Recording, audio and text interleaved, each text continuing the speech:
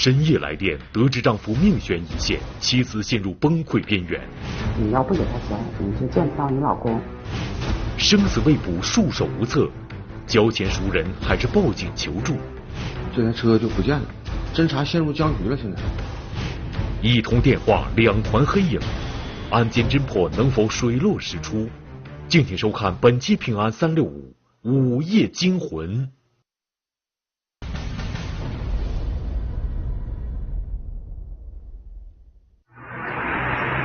2015年12月28日0点左右，家住黑龙江省虎林市的李静突然接到一个陌生电话，电话的另一端是一个陌生男子的声音，声称他们绑架了李女士的丈夫，需要交出260万元赎人。为了让李女士相信这件事的真实性，他们让丈夫与妻子进行了短暂的通话。老公说：“你别报案，给准备钱。你要是不给准备钱，你要报案，你再也看不到我。”此时他顿时感到莫大的恐惧。由于事关重大，李女士及时对通话内容进行了录音。明天准备260万，听好，明天下午1点钟我给你打电话，先告诉你一声啊，如果你不配合我的情况下，保养单必撕，懂不懂？以后你不会再见到这个人，他是生是死取决于你，你能听得懂吗？听懂了。这段声音就是当时李女士录制的通话内容。电话中说到的黄老三是李女士的丈夫，名叫黄斌，黑龙江省鸡西市人。几年前，黄斌与妻子在虎林市开了一家粮食加工厂，由于经营有方，加工厂的规模不断扩大，同时两人也积累了一些财富。在虎林这个县级市里，他们也算是比较知名的民营企业家了。然而树大招风，李静怎么也没有想到，那些在影视作品中看到的绑架案会发生在自己家人的身上。回想绑匪的通话录音，此时李静担心的是，即便给了钱，也不能确保丈夫的生命安全。犹豫再三，李女士最终选择了报警。以前呢，我也经常看法制节目哈，也看过就是说这类绑架的案件，就是说你私自和他交易，肯定是没有好的结果。这个事儿肯定要报案。领导就安排我还有一个民警到那个被害人的家里找被害人的妻子去了解情况。考虑到嫌疑人也许会在暗中监视，为了避免打草惊蛇，民警身着便衣赶到李女士的家里了解情况。我去了之后，妻子非常紧张，非常着急，她跟绑匪通话的录音都给录下来了，放给我们听。我们听到这录音之后，我们觉得绑架案件确实发生了。那么绑架发生的地点究竟在哪里呢？民警首先从查看小区监控视频入手，经过仔细查看，一条重要线索进入了警方的视线。像现在有人影啊，这还有2个人。这组视频画面是距离李女士家大约100米左右的监控探头拍摄的。此时是12月27日22点25分，从视频画面中可以看到，一辆丰田越野车驶入小区。经过李女士辨认，这是黄斌驾驶的车辆。这辆车准备驶入自家车库，在停车的过程中，突然从车后出现2个黑影。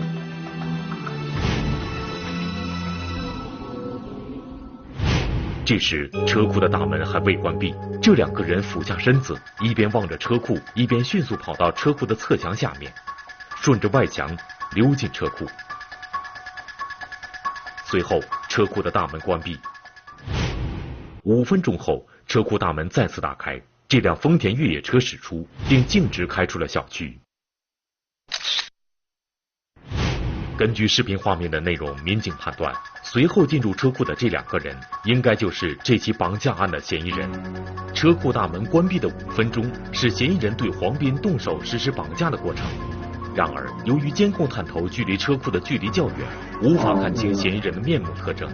那么，嫌疑人将黄斌绑架之后去了哪里呢？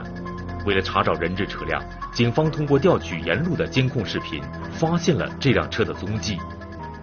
我就发现这个车辆22点46分的时候呢，从我们的西卡口驶离了虎林。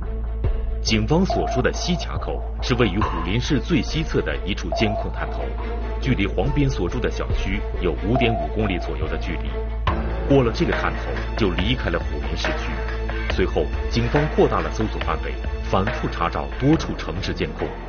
我们又调取了整个虎林市东南西北4个卡口所有的监控，也没发现这台车的踪迹，眼睁睁这台车消失了。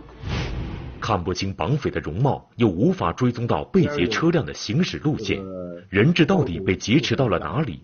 此时案件侦破陷入了僵局。寒冬腊月，何处藏身？深夜研判，集思广益。当晚天气寒冷至极，常人无法忍受。人质绑匪凭空消失，案件侦破扑朔迷离。对城市监控进行倒查，掌握别克 GL8 的一些活动轨迹。走访调查，监控追踪，嫌疑车辆究竟能否落入法网？平安365正在播出《午夜惊魂》。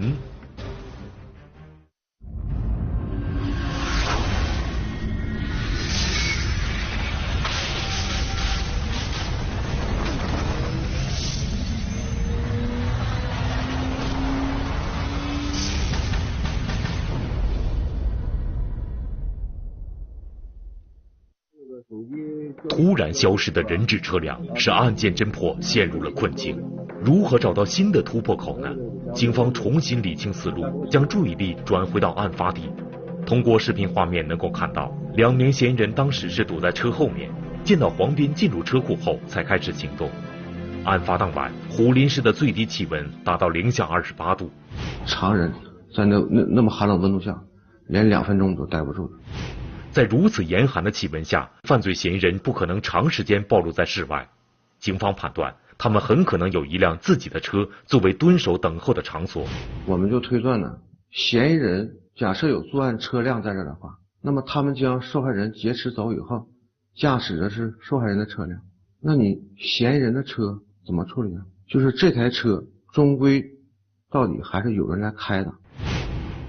这一推断给原来陷入僵局的案件似乎带来了一丝希望。警方再次仔细查找案发之后小区内的监控视频，果然不出所料。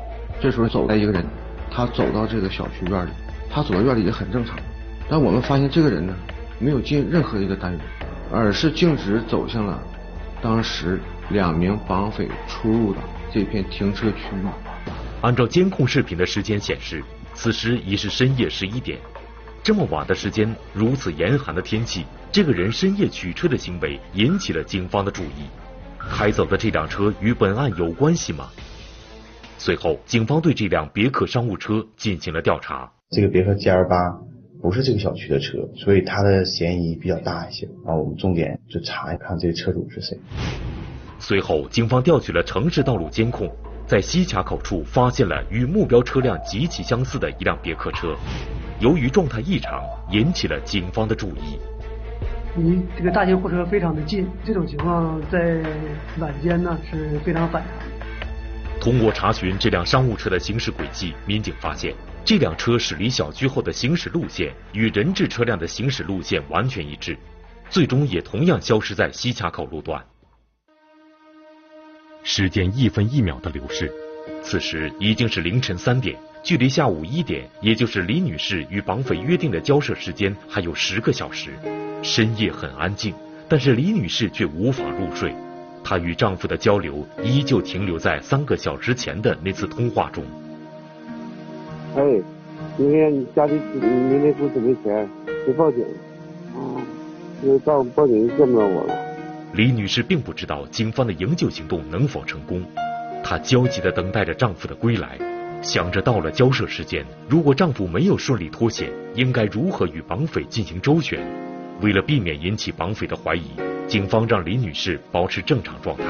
我告诉她一定要冷静，一定要想方百法的找各种借口拖住犯罪嫌疑人，争取给我们创造时间。我想要是说警方不能在那个时间之前解决出来，肯定要有交易，70万，让他们看我的诚意。来拖延时间，但是心始终还是悬着的。嫌疑车辆消失在西卡口，最大的可能就是向西面的鸡西方向行驶。由于虎林市公安局的视频搜查范围有限，为了尽快找到嫌疑车辆，虎林警方立即向鸡西市公安局汇报情况，并申请协助破案。12月28日凌晨3点半，鸡西市公安局接案后迅速展开调查。我们这个在虎林的周边所有的出城口进行了整个的排查工作，发现别克商务驶向鸡西方向，经过沿途的卡口追击，最后确认他进入到这个大的区域之内。鸡西警方通过大范围的视频搜查工作，确定了犯罪嫌疑人的位置，发现他们正在鸡西通往七台河的高速上急速行驶。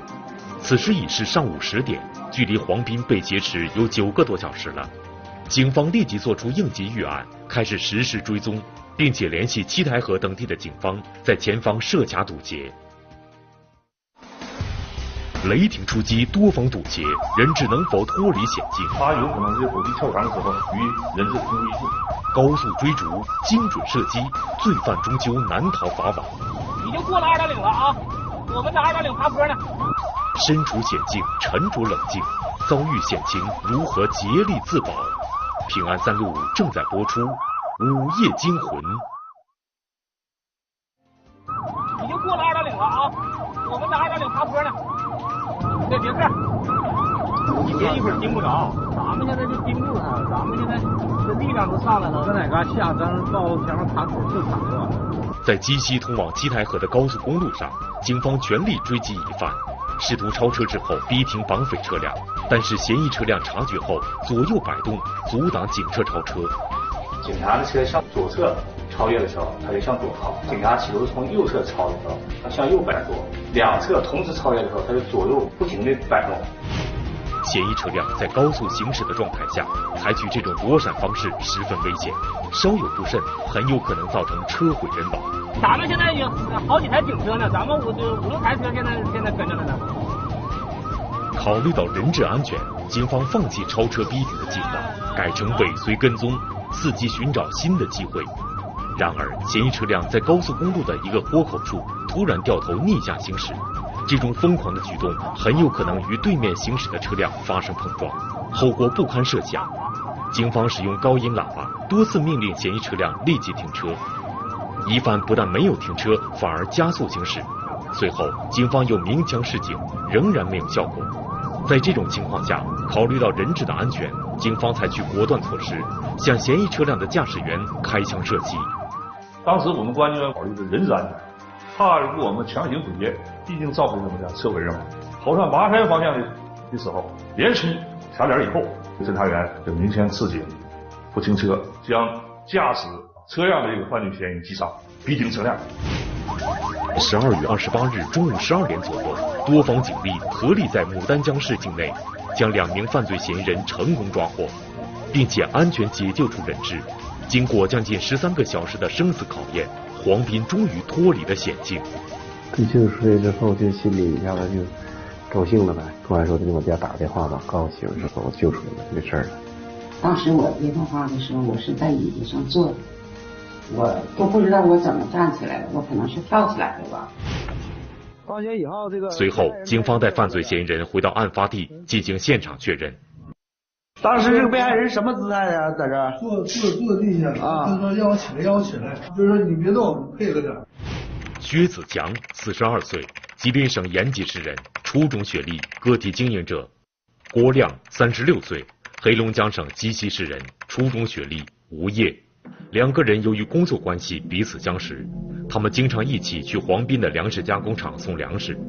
看到黄斌拥有的财富，2个人便产生了绑架勒索的邪念。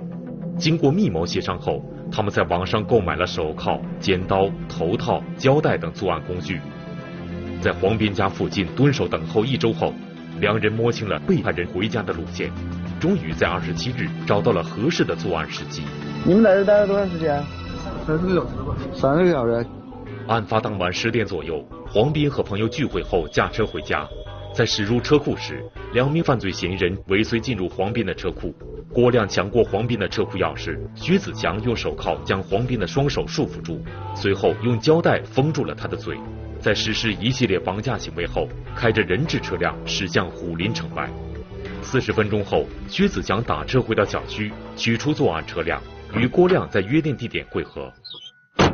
会合后，2人将被害人转移到别克车上，把被害人车辆遗弃在路边，然后向鸡西方向行驶。半夜0点行驶到850农场附近，拨通了黄斌妻子的电话进行勒索。为了等到交涉赎金的时间，他们沿途在服务区停留，在车中休息，等候到天亮。我也是不收藏这个跟一块人情这么好，觉得挺简单的，就是整完就拉倒就回家了。目前，郭亮经抢救无效死亡。市公安局将此案移送至虎林市人民检察院审查起诉。根据刑法规定，对于绑架罪的量刑标准，嫌疑人将会被判处10年以上有期徒刑。在警方的帮助下，黄斌成功脱险。那么，一旦遭遇类似危机，应该如何与歹徒周旋呢？黄斌夫妻俩的做法或许能给我们带来一些启示。在车中受困的这段时间，黄斌想尽办法与绑匪周旋，目的是麻痹对方，使其放松警惕，避免对方出现过激行为。我就特好听的跟你说，他把手铐子给我松松，把腿给我改下来，打电话他就知道地就找，这不就争取过段时间就找吗？李女士录下绑匪的恐吓电话，留下了非常重要的罪证，并且果断选择报警，为警方争取到了宝贵的救援时间。同时，在警方的指导下，她的沉着机智也为警方侦破此案创造了条件。其实跟我通完电话之后，你叫我不要钱打灯，灯一亮，可能有路上犯罪嫌疑人在他家还有埋伏的话，能看着，知道你报警了，可能受害人有人质就有危险。一旦被绑架以后，在积极寻找逃跑机会的同时要跟犯罪嫌疑人周旋，争取时间。